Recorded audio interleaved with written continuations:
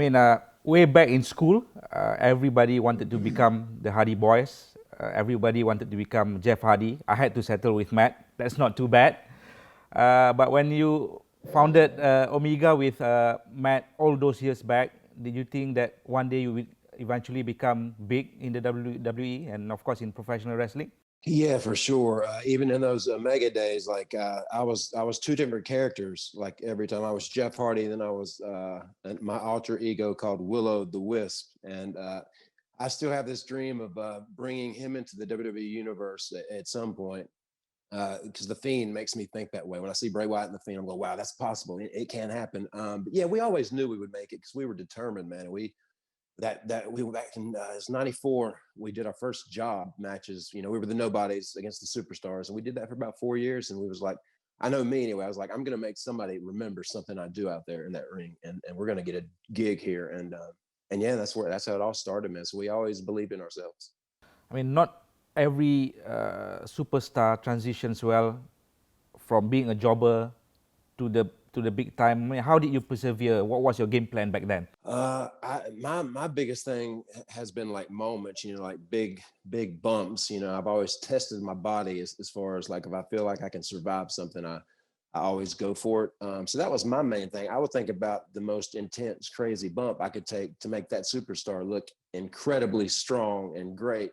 And yeah, and just little by little, I would just get these crazy ideas and they would let me go for it. And that's pretty much how I am still today, man, especially with the ladder matches, you know, TLC matches. It's so fun to think of the possibilities of what you can construct. And I think a lot of that for me comes from my motocross background. You know, it's like building a jump and conquering it, you know. So I feel the same way as far as like a ladder match or a TLC match.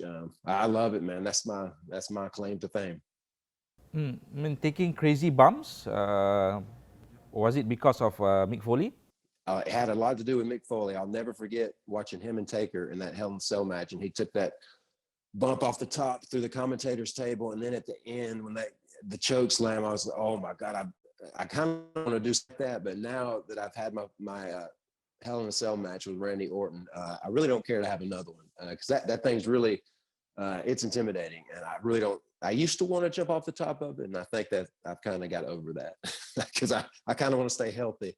Going back to when you guys were younger, who was the bigger wrestling fan? Was it you or was it Matt? I think it was Matt because I was like caught in between motocross and pro wrestling. I was doing both, and I was landscaping for my financial life. So yeah, I was just called.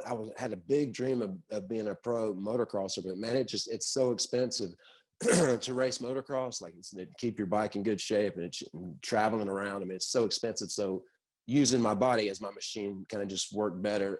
So I just fought a dream with wrestling. But Matt's always been like wrestling in his life. He eats, breathes it, dreams it, and sleeps it. You know, he's always kind of loved it a little more than me. But I'm just so blessed that I have this talent, and I kind of think I was born to be a pro wrestler. Yeah, thank God for your brother. Going back to WrestleMania 2000, of course, the Swanton bomb is still being talked about till to this day. How do you plan for such a high risk move like that, and what goes through your mind before the drop? First, when I have any idea like that, I just have to get it cleared to see if they're going to let me do it. And then when they believe in me, I just get so excited. You know, the fear is part of the fun. You know, am I going to get up from this? You know, and luckily I've got up every time, except when I broke my tibia on my dirt bike back in 2015. That was the first time I couldn't get up because I broke my tibia bone clean. And that's why my knee still gives me problems today. But yeah, man, if you can dream it in WWE, it's very possible. That's why I love my job so much. Yep. Talking about WrestleMania, of course, your return back in WrestleMania 33. I've watched the conversation back on Table for Three.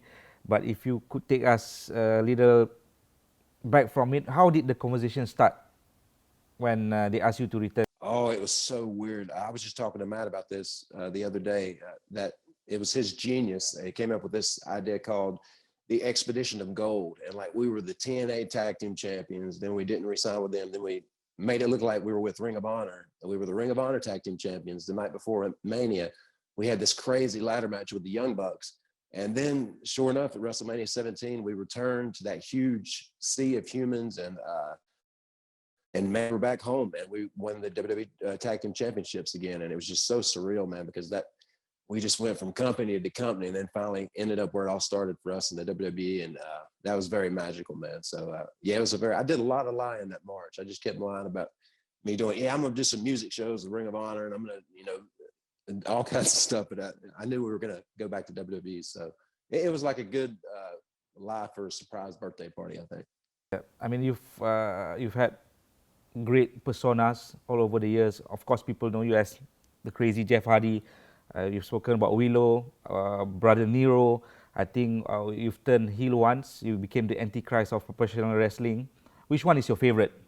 Uh, Probably, I'm really excited about the possibility of Willow, like breaking Matt Gouts. I did that at other company for a while, but it could be a lot better. I think I got a really good vision of what he's going to look like if that ever is a possibility. And a buddy of mine from Germany did this coolest art picture. It was Willow holding like a card, and it had the Fiend on it. And man, it made me excited. So Willow's probably the most exciting. But I mean, Jeff Hardy, the charismatic enigma, and I'm pretty much the same, person. Very mellow and laid back, and yeah. But I just don't, paint my face on normal days every day. But that's what's cool about pro wrestling as well. I can, instead of painting on canvas, I can paint my face up, and it's totally normal. Yeah, it's always awesome to see you pull off Harry's move, but my personal favorite was watching you back on Raw 2002, if I'm not mistaken, your championship match against The Undertaker. It was a ladder match. There was a moment after that match when Taker came back and raised your hand. Did you know that he was going to do that? No, that was kind of surprising. I knew the story was that I keep getting back up, but when he actually did that, that's one of my favorite memories of working with Taker, is when he raises my hand, then drops me, and as Raw is going off there, I look at my hand like I just can't believe what just happened, and because yeah, just the story was I kept getting back up, and I was like, I'll never forget saying, I'm still standing, help from the ropes, I'm standing. Yeah, and then he came back, and I mean, Undertaker's, he's the man. That's why in his final farewell, I did face paint. I had a lot of time in between my match and when I had to go out there, so I did his symbol on my face, and it turned out so cool. Yeah, do you think that moment solidifies you as a great singles talent as well? I think so. I think that defined me as far as in my solo dimension, as I call it, like getting away from the Hardy Boys and just being Jeff Hardy. That did so much for me back then, and that was so kind of him to give me that moment. Jeff, why do you think you are in this point of time in regards to your career? Because when we talk about the more experienced superstar, it's all about getting the younger talent over. But for you yourself, do you think it's still about competing at the? Yeah, it's not. I'll never really be at that highest level again because I'm pretty beat up. But luckily, I feel pretty good out there to be 43 years into this life and still be doing swantons. And I don't run up the ropes like I used to because my knee. I just can't do a lot of things I used to. But I'm just happy to be involved. But that's what I say. I can win, lose. It don't matter to me, man.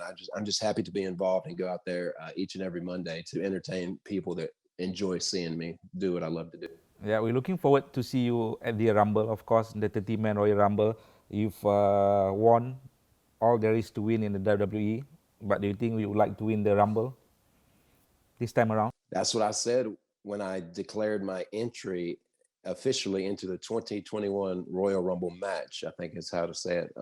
But yeah, that's one thing I've never done. And man, what a dream come true that would be, just to win a Rumble, to go on to possibly, and main event Mania as well. That's something else I've never done but I would love to do before it's all said and done. So yeah, man, fingers crossed, and anything's possible.